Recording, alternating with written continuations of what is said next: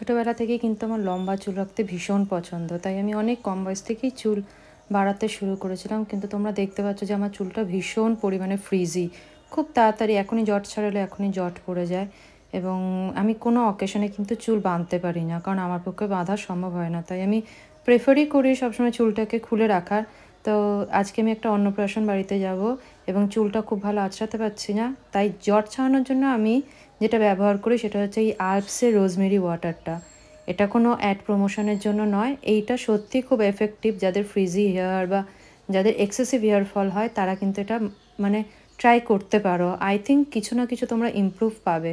আমি যখনই জট পড়ে আমি সিরামের বদলে এই আল্পসের রোজমেরি ওয়াটারটা ব্যবহার করি, যাতে আমার জটটা খুব তাড়াতাড়ি ছেড়ে যায় এবং আমি চুলটা আঁচড়ে নিতে পারি। চুল আঁচড়ালেই আমার অলমোস্ট সব ডান হয়ে থাকে, কারণ এটাই সবথেকে বড় কাজ।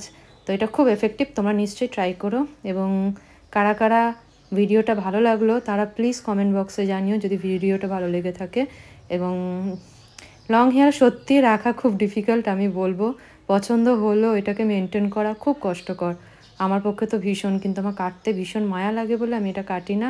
এবং এই লং হেয়ারটা আমি যেখানেই যাই সেখানে শুধু এই হেয়ারের জন্যই প্রশংসা পাই। আমার সত্যি ভীষণ ভালো লাগে এই চুলটা। তো তোমাদের ভিডিওটা ভালো লাগলে কিন্তু সাবস্ক্রাইব করে দিও আর লাইক বাটনটা প্রেস করে দিও। এখানেই টাটা।